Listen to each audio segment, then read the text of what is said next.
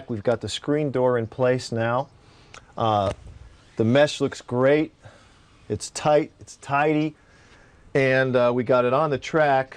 But look, I try to open it and it's not going anywhere. Well, no problem.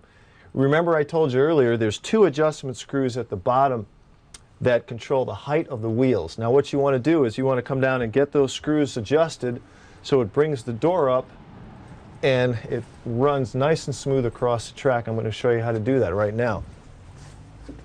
Now take a look. This is where the screws are, right here.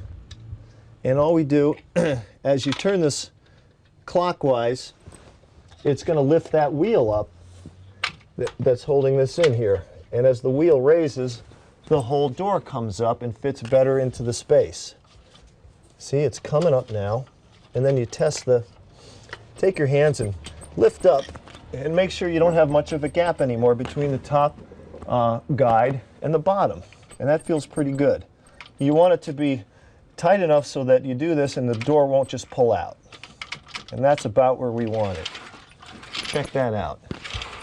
It's running smooth and good. Now let me just get that other side and we're done. This side still has a lot of play in it, okay? I'm going to lift this rubber gasket off here a little bit and just start turning. And there it goes. A little bit more. A little bit louder now. A little bit more. Here it is. Now it won't come out, but we still have enough play that's going to run smooth. And let's test it. Okay? Perfect. Okay, I'm happy with that job. I'm Don.